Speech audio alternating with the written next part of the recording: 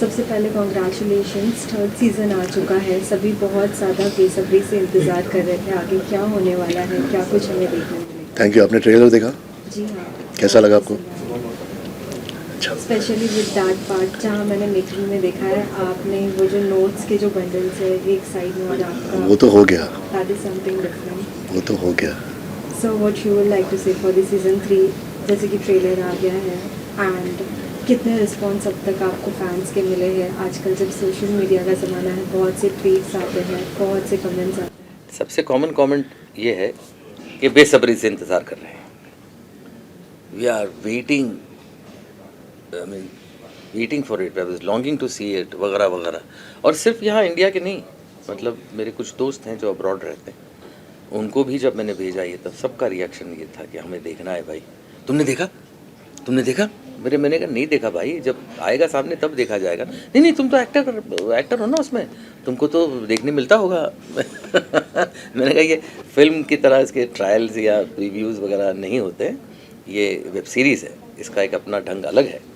तो हम भी तभी देखेंगे जब आप लोग देखेंगे, जब 26 मई को ये स्ट्रीम होगा, तभी सारा का सारा हमें दिखाएंगे। हमने वही देखा जो हमने शूट किया। हाँ, और हमको वही पता है कि वो अभी दूसरी बात ये है कि हमने तो शूट कर लिया, अब डायरेक्टर उसमें से कितना रखता है कितना नहीं रखता है वो हमारे हाथ में थोड़ी होता है।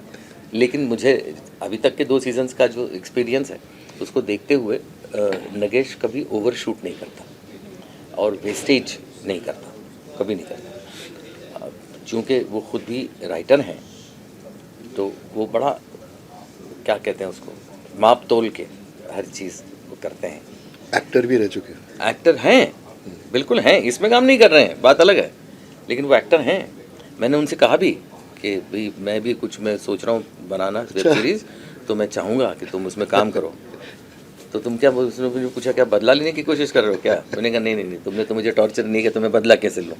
On the contrary you have given me such a good role और सच अ कैरेक्टर जो मैंने इससे पहले कभी की नहीं थी।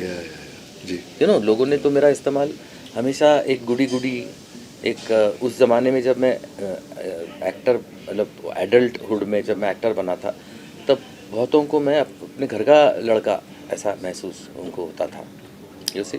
तो ऐसी इमेज रखने वाले को आप उसकी इस उम्र में ऐसा कैरेक्टर देते हैं और ऐसा शेड देते हैं कि जो कि लोगों ने नहीं देखा है और मैंने किया भी नहीं है। तो something which you have not done, actor को करने में बहुत मज़ा आता है। अब वो कितना अच्छा करता है कितना नहीं करता है ये उसकी काबिलियत पे डिपेंड करता है, लेकिन अच्छा ज़रूर लगता है। तेजाब, आप क्या कहना चाहेंगे? सच it's a privilege to work with Sachin sir as well as Atul Kulkarni. हम तो हमेशा स्क्रीन पे देखते हैं, लेकिन आपका अनुभव कैसा रहा काम करके सर? यार बहुत मज़ा आया। सर के साथ ही नहीं, सर के बारे में तो मैं बात करूँगा अभी, बट बाकी सारे एक्टर्स के साथ आई थिंक एक फेमिलियरिटी है, कंफर्ट लेवल है। उसके बावजूद हमारे पास ऐसे एक्टर्स हैं who don't stop surprising you कि वो लोग ऐसे सीन में क्या करेंगे। मैं दूसरे इंटरव्यू में भी बता रहा था कि सर के साथ उनको 60 साल हो चुके इंडस्ट्री में। 60 इयर्स। जब इन्होंने शोले में काम किया था मैं पैदा हुआ था, एंड व्हेनेवर हम सीन करने बैठते हैं तो उसके पहले 2-4 मिनट बात करने का मौका मिलता है, सीन के बीच में कुछ बात करने का मौका मिलता है। I have always learn from him, I have always learn something or the other, I have always learn और गेन्ड थोड़ा एक्सपीरियंस जो इनका है वो जो शेयर करते हैं, तो बहुत मज़ा आता है सर के साथ काम करने में। और वैसे ही जैसे हम सीन में अंदर चले जाते हैं तो कुछ सीन में कभी मेरा पलड़ा भारी होता है, कभी इनका, तो उसमें ही इज़ वेरी ग्रेशियस। थोड़ी झिझक होती है कि मैं ऐसे कैसे करूँगा, ऐसे बोलो वैसे बोलो। सर को जाके मैं नागेश सर को जाके मैं आहिस्ते से पूछता था, सर मैं ऐसे करूँ, तो he would be like don't worry आप करो, and he was always gracious. And इंशाल्लाह उनके साथ और काम करने का मौका मिलेगा. इन्होंने बोला है कि कभी न कभी ये मुझे मौका देंगे, तो आई एम जस्ट रिमाइंडिंग. मैं एक चीज़ और बताना चाहूँगा एजाज के बारे में. Ejaz is an A class dancer और ये पहलू एजाज का लोगों के सामने नहीं आया है. और मैंने भी जाना, जब हम साथ में काम कर रहे थे तभी मैं ये जान पाया ना. देखा तो नहीं है मैंने कुछ भी, लेकिन जब एक एक बातें मैंने, क्योंकि मैं भी क्यूरियस हूँ अपने साथ जो काम कर रहे हैं वो अपनी ज़िंदगी में उन्होंने क्या क्या किया है, क्या जानकारी होती है. तब मुझे पता चला इस एस्पेक्ट के बारे में. तब से मैंने दिमाग में एक चीज़ रखी है कि मैं एक ऐसा कैरेक्टर एजाज के बारे में सोचूंगा जिसमें कि उसकी ये एबिलिटी है, उसका ये टैलेंट लोगों के सामने है. I am waiting. जहाँ डायरेक्टर की अगर बात करें, जैसे आपने कहा पहले सवाल में कि जितना हमें शूट करना है बस उतना ही, उससे ज़्यादा नहीं. कहीं ना कहीं जब मैं BTS देख रही थी तो उन्होंने 2-3 चीज़ों में कहा, जब भी वो प्रिया से बात कर रहे, आपने ये सीन किया है, दिस इज़ प्रॉपर, इससे ज़्यादा कुछ नहीं. जब ऐसे डायरेक्टर्स मिलते हैं कितना बेस्ट लगता है काम करने के लिए, कितना इजीली काम फिनिश हो जाता है. नहीं, देखिए, एक्टर ने एक्टिंग करना ये एक्टर का काम है, जी. लेकिन एक्टर से अच्छा काम निकालना ये डायरेक्टर का काम है. राइट. और वो करने वाला डायरेक्टर अगर मिल जाए किसी एक्टर को, तब उसको कोई किसी लॉटरी वोटरी की ज़रूरत नहीं है. एक्टर को क्या चाहिए, उसके अंदर जो है, क्योंकि एक्टर को खुद नहीं पता होता उसके अंदर क्या क्या है. वो तो अपना बेस्ट देने की कोशिश करता है, लेकिन अंदर भी ऐसी चीज़ें छुपी हुई होती हैं जो उसको नहीं पता है कि है, तो कैसे बाहर निकालेगा. Director is the person who can find that out. Director has the vision. You know what is vision? To see something invisible. You know? अब नगेश ने जब ये सोचा था ये बनाने का, तो उसका विजन था ना. देख थोड़ी रहा था, वो है ही नहीं सामने, लेकिन उसको दिख रहा है, वो विजन है. That is vision. और जिस डायरेक्टर को विजन हो वो डायरेक्टर एक एसेट होता है उस प्रोडक्ट के लिए भी, प्रोजेक्ट के लिए भी, और इवन एक्टर्स के लिए भी. और दूसरी चीज़ क्या होता है, अच्छा डायरेक्टर का साइन की बताऊँ मैं आपको, क्या ठीक नहीं है ये वो जान पाए और बता पाए कि देखो ये सब कुछ ठीक हो रहा है, लेकिन ये वाला जो पोर्शन कर रहे हो ना, इधर गड़बड़ है, इसको ज़रा थोड़ा सा सुधारो, ठीक हो जाएगा. वरना नाम नहीं लूँगा, लेकिन कुछ डायरेक्टर आके बोलते हैं यार एजाज बहुत अच्छा है लेकिन कुछ कम है. वो बात नहीं है, वो बात नहीं है, तो ज़रा वो देख लो तुम. अरे क्या देखो क्या करें बताओ ना कि क्या क्या नहीं है ठीक, तो वो हम ठीक करेंगे. नागेश सर इंजीनियर है, इंजीनियर, हाँ. वो डाइसेक्ट करके बताते हैं. वो इमोशन के बाद आपने जो ये नॉन्स किया ना, ये परफेक्ट था, ये आई लाइक योर चॉइस. लेकिन उसके बाद ये जो किया ना, आई डिडंट लाइक इट. ये मत करो, ये मत करो, ये ऐसे नहीं करके ट्राई करते हैं. So he is very technical that way. And I think the most special thing about him is, so which I have seen, क्योंकि मैं अगर सर के साथ काम कर रहा हूँ, अतुल के साथ काम कर रहा हूँ, प्रिया के साथ काम कर रहा हूँ, हर एक एक्टर के साथ उनका ग्रामर थोड़ा अलग है. उनको पता है कौन से एक्टर को कहाँ पोक कर रहे हैं, किधर क्या बोलना है एक्सट्रैक्ट करने के लिए, which is the best. He knows that, and by now I think he knows us better than our parents or our siblings or anyone else, क्योंकि we are naked in front of him. हम हमारी vulnerability उन्हें दिखाते हैं, जो समझ में नहीं आया वो जाके पूछते हैं. Otherwise there's always an image के हमें ये पता है, हम ऐसा कर सकते हैं, वैसा कर सकते हैं. But it's been what, almost 5 years since we've been working with him. You know, actors are exactly like Alsatians, the German Shepherds. How, you know? German Shepherd जो है, a breed of a dog, he wants one master, anyone of the family. He looks for that one master when he is your pet.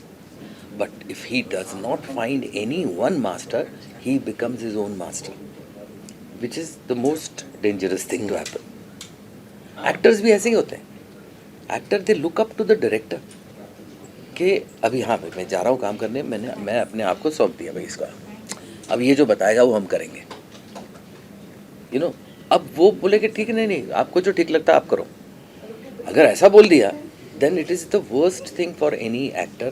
और डर फिर रहता है वो- अंदर हाँ, कि मैं क्या कर रहा हूँ, क्या? गलत कर रहा हूँ, सही कर रहा हूँ. you know, और फिर वो अपनी मर्जी से करने लगता है, तो वो ज़रूरी नहीं कि अच्छा ही हो. अच्छा कोई बोलने वाला नहीं है कि ये ठीक नहीं है, ये मत करो. तो एक अच्छा डायरेक्टर मिलना is a boon to any actor. And we have one. हाँ, नहीं क्या है, उसके सामने बोलेंगे तो लगेगा चमचागिरी कर रहे हैं. तो ऐसा तो है नहीं, लेकिन फैक्ट है. और मैंने स्टेटमेंट है मेरा ये कि मैंने जो गिने चुने अच्छे डायरेक्टर्स के साथ में काम करके जो मुझे खुशी महसूस हुई है, अगर वो 5 हैं तो उनमें से एक नगेश कुकुनर होगा. So what you would like to say for web series? आज जब web series का टाइम है तो the youngsters they become very curious, especially next part क्या होगा, next season में क्या होगा. What you would like to say on that? पहले हमें web series नहीं देखने मिलती थी, लेकिन अब देखो, वक्त के साथ साथ चीज़ें बदलती रहती हैं. इन्होंने सब देखा है, शुरुआत से देखा सब कुछ. मैंने तो बहुत सारे रेवोल्यूशंस देखे हैं. I have seen the biggest revolution is from black and white to black and colour. White to colour. Is the biggest revolution. उस वक्त हमको बहुत बड़ा लगता था, लेकिन फिर बदलते के और भी चीज़ें आती गई. मतलब ऑडियो को भी मैंने एनालॉग से डिजिटल होते हुए देखा, ऑडियो को. तो और उसके बाद आपका सेलुलॉइड, मतलब जिसको हम फिल्म पे बनाते थे picture, that completely changed into digital. इससे बड़ा रेवोल्यूशन क्या हो सकता है, मुझे बताइए आप. ऐसे रेवोल्यूशंस देखे हैं, क्योंकि हमारा जब शूटिंग जब करते थे, मैं बचपन में वगैरह, उस ज़माने की फिल्में जो थी वो सारी सिंक साउंड थी. डबिंग नाम की चीज़ नहीं थी. ये जितनी भी फिल्में हैं, मुग़ल आज़म हों या ये सारी फिल्में हैं, सारी सिंक साउंड है. डबिंग नाम की चीज़ ही नहीं हुआ करती थी, बिकॉज जो कैमरा था वो कम्प्लीटली साइलेंट कैमरा था, जिसका नाम था मिचेल. ये डबिंग करना शुरू कब से हुआ, जब एरीफ्लेक्स का कैमरा आया फिल्म का, जो कर्र ऐसी आवाज़ आती है उसमें. तो आपके पास दूसरा ऑप्शन ही नहीं है कि आपको डबिंग करना. मतलब मेरी गीत गाता चल फिल्म भी सिंक साउंड थी, बालिका बधू भी सिंक साउंड थी. इट वॉज अखियों के झरोकों से जहाँ से मैंने डबिंग का एक्सपीरियंस लेना शुरू किया. देखा, मैंने बोला था ना, he's got instances for everything. तो ये भी चेंजेस ही है ना. अब मैं जब एक फिल्म कर रहा था, जब सिंक साउंड नाम की चीज़ आ गई फिल्मों में भी, तो एक साउंड रिकॉर्डिस्ट मेरे पास आया, सर ये आपको माइक लगाना पड़ेगा, सिंक साउंड है ये, आपके लिए नया होगा ना, आप तो डबिंग के ज़माने के हैं. मैंने कहा आजा इधर बैठ जा. उसको बिठाया, उसको समझाया कि पहले फिल्में कैसे बना करती थी. वो जो बूम मैन हुआ करता था ना, जिसके पास एक ट्राइपॉड था बड़ा, और ऐसा इतना बड़ा माइक, हाँ एजाज, एक हाथ में ये ऐसा घुमाने का, एक हाथ में ऐसा घुमाने का. मतलब ऐसे घुमाना मतलब ये यूं होता है. अच्छा. और ऐसे घुमाना मतलब टिल्ट अप टिल्ट डाउन, ये होता है. इतना बड़ा माइक. और जितने भी आर्टिस्ट थे सबको वो एक माइक कैच करता था, क्योंकि जो साउंड अभी शॉट के वक्त जो लिया गया है वही साउंड ऑडियंस को सुनाई देने वाला है. इसलिए उसका क्रिस्टल क्लियर होना बहुत ज़रूरी है. और साउंड जो रिकॉर्ड हुआ करता था वो 35 mm की BASF नाम के कंपनी की एक 35 mm की मैग्नेटिक फिल्म टेप जिसको बोल सकते हैं हम लोग, बिकॉज वो पूरी डिजिटल थी. मतलब पूरा ये था मैग्नेट, ये ब्राउन कलर की, जिस पे वो ऑडियो रिकॉर्ड होता था. ख़ास तौर पे एक मशीन उसकी अलग हुआ करती थी. तो वो ज़माना था. और वो जो बूममैन था वो किसी भी स्टार से कम नहीं हुआ करता था. वो बूम के नीचे उसके लिए बैठने को कुर्सी और एक स्पॉट बॉय, उसके लिए कब उसको पानी चाहिए, चाय चाहिए, बिस्किट चाहिए, जो भी चाहिए वो देखने के लिए. और रिहर्सल हो गई, डायरेक्टर ने बोला चलो ओके टेक करते हैं. तो ये बोलता था मुझे एक रिहर्सल चाहिए, आपके बाप को देनी पड़ती थी. You couldn't say no to him, you had to obey what that boom man says. तो ये तो सब देखा हुआ है ना. अब ये सब चेंज हो गया, एवरीथिंग इज चेंज.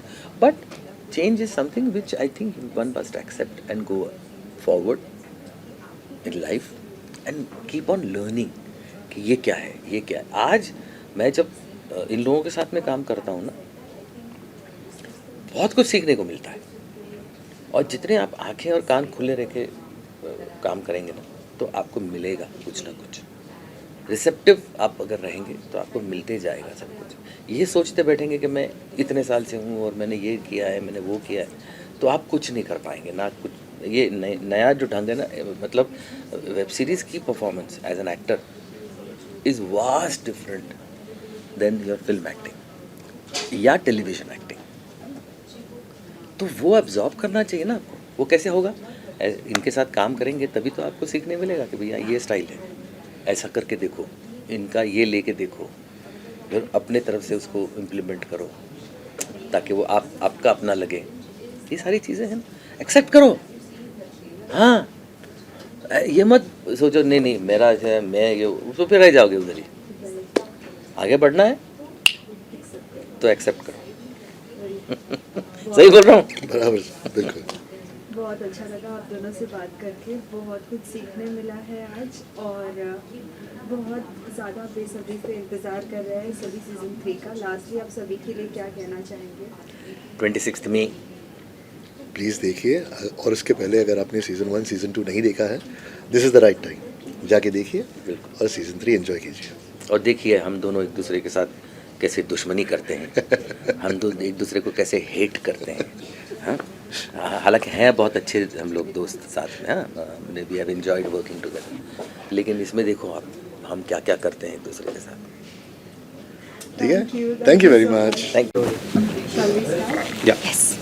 Well, सबसे पहले सीज़न 3 के लिए बहुत बहुत बधाइयाँ, क्योंकि बहुत बेसब्री से सभी इंतज़ार कर रहे थे कब आएगा सीज़न 3। अब तो आ ही गया है, ट्रेलर हमने देखा, बहुत अमेजिंग है।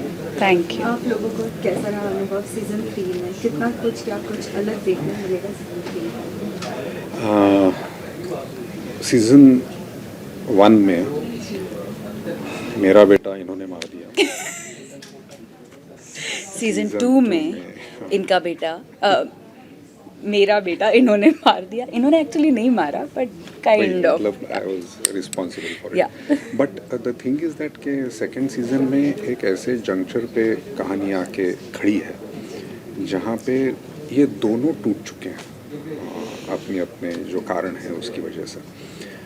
तो इसके आगे अब कहाँ जाएगी कहानी, तो ये उत्सुकता बहुत है। जब सेकंड सीज़न रिलीज़ हुआ था, बहुत सारे लोगों ने देखा था, और तब भी काफ़ी लोग पूछ रहे थे कि अब हमसे रुका नहीं जा रहा, आप कब ला रहे हैं थर्ड सीज़न। तो मेरे ख्याल से नागेश और रोहित, जो हमारे मतलब नागेश निर्देशक भी हैं और लेखक भी हैं, और रोहित जी ने लिखा है उनके साथ, तो उन्होंने जिस तरह से कहानी को आगे बढ़ाया है, एक तो अहम सवाल उसमें ये है कि ये जो दोनों हैं जो एक दूसरे के इतने खिलाफ थे दोनों सीज़न में, अब इनका रिलेशनशिप कैसे होगा, ये कहाँ जाएंगे दोनों एक दूसरे के साथ, ये जो पर्सनल चीज़ है। और दूसरा है of course politics.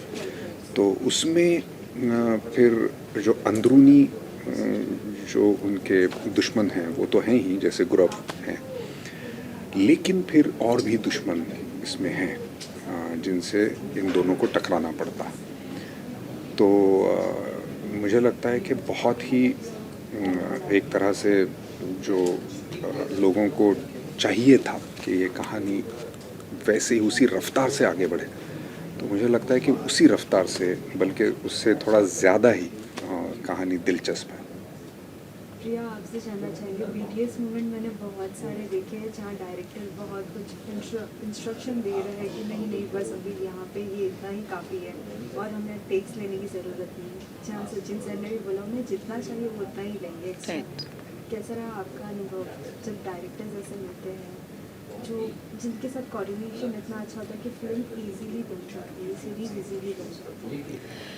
I think Nagesh sir के बारे में कहूँ तो वो बहुत प्रिसाइज तो हैं ही, लेकिन वो ऑप्शंस भी ट्राई करते हैं। ऐसे नहीं है कि उनके दिमाग में जो टेक है अगर आप वो कर दें परफॉर्म तो वो रुक जाए।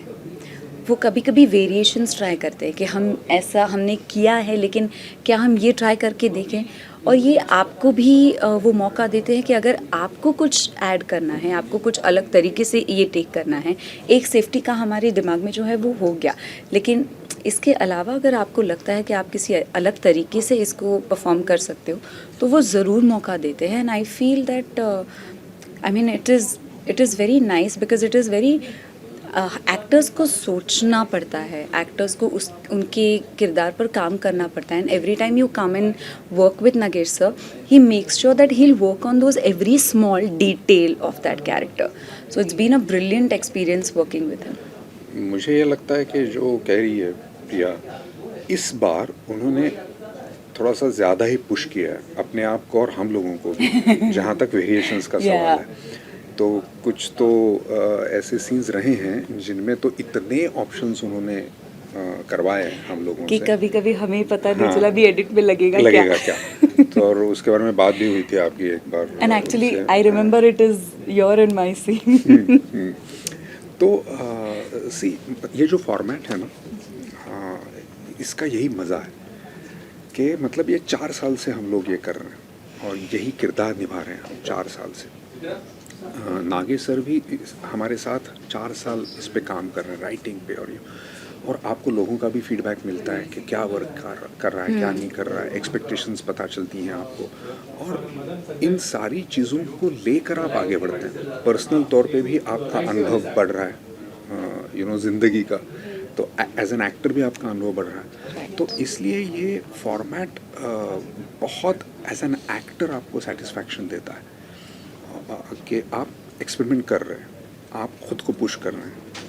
तो मुझे लगता है कि I am really happy as an actor with this format.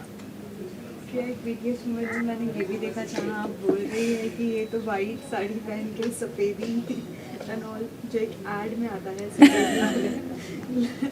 Like, how was your experience? Like, there will be a many more fun moments while doing this movie. Like, if you have enjoyed.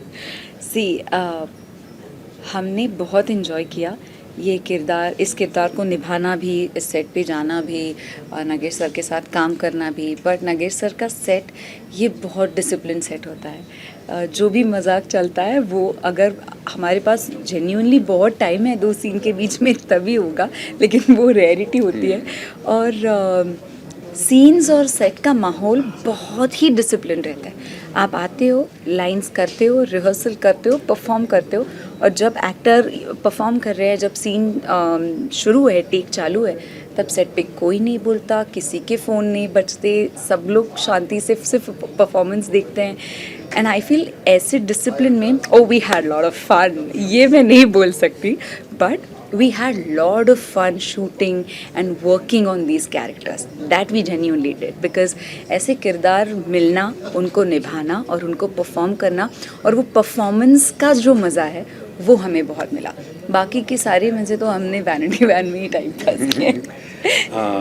और ये इसलिए होता है, जो ये Nagesh sir के set की बात कर रही थी, जैसा मैंने कहा कि नागेश सर हैं, हम लोग तो हैं ही 4 साल, उनकी ऑलमोस्ट पूरी टीम वही है. उनके जो असिस्टेंट्स हैं, और ये रेयरिटी है, इतनी आसानी से नहीं होता कि आपकी जो पूरी टीम है असिस्टेंट्स की या बाकी लोगों की, वो वही बरकरार रहे. ये मेरे ख्याल से एक उदाहरण है कि आप किस तरह से पेश आते हैं एज अ पर्सन. इसीलिए लोग आपसे जुड़े रहते हैं. और एक्टर्स और डायरेक्टर्स का तो ठीक ही है, क्योंकि हम तो कमिटेड हैं, क्योंकि हमारे चेहरे हैं तो दिख गए हैं. लेकिन ये टीम का साथ रहना बड़ा ज़रूरी है, और इसीलिए ये जो डिसिप्लिन कह रही हैं वो रहता है सेट पे. You know, Priyan, Atul sir, many times बहुत सी मूवीज़ होती है, उनके फैन पेजेस बनते हैं, ट्विटर पे बहुत सारे कमेंट्स आते हैं, specially with the web series. बहुत से लोगों के अपने भी सुझाव होते हैं कि आप कुछ ऐसा क्यों नहीं है, स्टोरी में ऐसा क्यों नहीं हो सकता. क्या कभी ऐसा कोई कमेंट या ऐसा कोई सुझाव पिक्चर में मिला है, इस सीरीज़ में लिया कुछ? आई डोंट नो, ये राइटर्स से पूछना पड़ेगा, बट मुझे ऐसे कुछ इस सीरीज़ के बारे में सुझाव कभी इनबॉक्स में, नहीं तो इंस्टाग्राम DM में, कमेंट में कभी आया नहीं है. जेन्युइनली अबाउट दिस सीरीज़ लोगों को वो सेकंड सीज़न इतना पसंद आया कि मुझे लगता है कि शायद तीसरा सीज़न आने में जितना वक्त गया वो बहुत ही रेस्टलेस हो गए। वो मुझे बस इतने ही कमेंट्स आए कि कब ला रहे हैं थर्ड सीज़न, कब ला रहे हैं थर्ड सीज़न। सो अब आ रहा है थर्ड सीज़न 26 मई को, देख लीजिए। मेरी एक बहुत करीबी दोस्त है, वो जैसे ही सेकंड सीज़न ख़त्म हुआ तो उन्होंने मुझे फ़ोन किया और कहा कि थर्ड सीज़न में ना ये होने वाला है। तो तब तक तो हमने लिखा भी नहीं था वो सीज़न, हमें पता भी नहीं था। तो आई एम श्योर जब वो ये थर्ड सीज़न देखेंगी तो ज़रूर मुझे फ़ोन आने वाला है कि देखा। एक चीज़ एक्चुअली है, सेकंड सीज़न के एंड में एक खाली कुर्सी दिखती है और पूर्णिमा गायब हो गई है, पता नहीं कहाँ पे। तो उसके बाद जब भी अगर लोग मुझे रिकग्नाइज करते थे as city of dreams, Purnima Gaikwad और actor, every time people use to ask me the same question, ये पूर्णिमा कहाँ गई बताओ। And I use to go non plus because I don't know, I don't have the answer. क्या लगता है इस season में कौन सा ऐसा बेस्ट पार्ट होगा जिसे देखते ही लोग बहुत ज़्यादा अट्रैक्ट होंगे और बहुत से कमेंट्स आएंगे? The end? Maybe. पता नहीं। Because it's very difficult to say. It's a very yeah. There are so many twists and turns in this season. और क्या है ना भाई, हम सब लोग भी मैच्योर हो चुके हैं, हम लोग भी उसमें घुल मिल गए हैं। तो उसका पूरा जो निचोड़ है वो थर्ड सीज़न में ज़रूर दिखाई देगा। तो मुझे लगता है कि हर एपिसोड इसका मज़ेदार रहेगा और लोग बहुत सराहेंगे, ऐसा मुझे लगता है। क्या आप लोगों को कभी ऐसी उत्सुकता हुई है वेल डूइंग सीजन 2 के बाद, ऐसा कभी लगा सीजन 3 में क्या हो सकती है स्टोरी, क्या नहीं होगा, क्या लगता है स्क्रिप्ट राइटर का अंतिम? मैंने कभी इसके बारे में सोचा ही नहीं था। जब सीज़न 3 का स्क्रिप्ट आया बस पढ़ा। मेरी और नागेश सर की मुलाकात हुई थी LA में, जब वो अभी लिख रहे थे उसे और अभी ख़त्म किया था। तो उन्होंने कहा कि अभी मैंने ख़त्म किया और अभी भेजा है प्लेटफॉर्म को और एप्लॉज को कि कैसा है क्या। तो मैंने बहुत कोशिश की थी उनको पूछने की कि क्या होता है क्या। तो नहीं वो पढ़ लेना, नहीं वो पढ़ लेना। तो हालांकि जब आपको पता है कि ये मेरे सामने बैठा है मेरा डायरेक्टर राइटर और वो कह रहा है कि मैं लिख चुका हूँ और मुझे नहीं मालूम है कि इन्होंने क्या लिखा है, तो वो एक उस टाइम से मेरे दिमाग में था कि अरे क्या हो सकता है, ये कहाँ जाएगा, ये कैसे होगा। तो वो ज़रूर था जब तक मैंने उसे नहीं पढ़ा था। आखिरी में सभी फैंस को क्या कहना चाहेंगे, कब देखने मिलेगा सीजन 3? 26 मई को डिज्नी प्लस हॉटस्टार पर सिटी ऑफ ड्रीम्स का तीसरा सीज़न आ रहा है। सो प्लीज़ देखिए और तब तक रिफ़्रेश कर लीजिएगा फर्स्ट सीज़न और सेकंड सीज़न फिर से देख लीजिएगा। और अभी तक देखा नहीं है तो फिर तो ज़रूर ही देखिएगा, क्योंकि 26 मई को आपको थर्ड सीज़न देखना है। Thank you. फोटो निकालना यार, फोन दे, मैं निकाल के देता हूँ। हम चारों का फोटो 1 मिनट मेरे कैमरे में, 1 मिनट।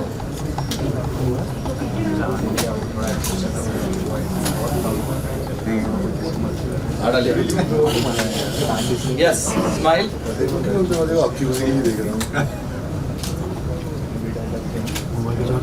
उभा काढा, उभा स्टोरीवर टाकायला बरं पडतो. अरे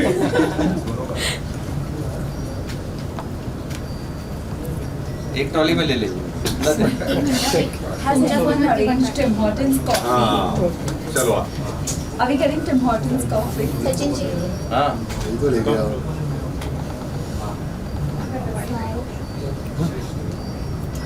थैंक यू। Solo. मॅडम या साईडला इकडे समोर thank you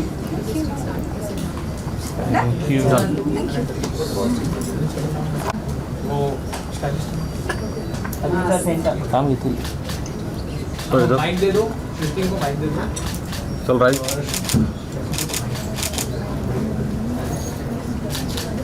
okay sorry.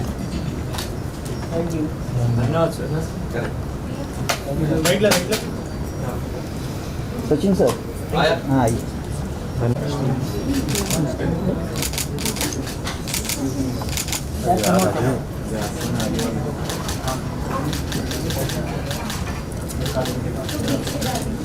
sir, right sir.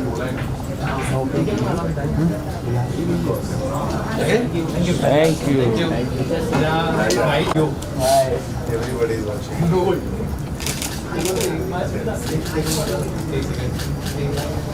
अरे भैया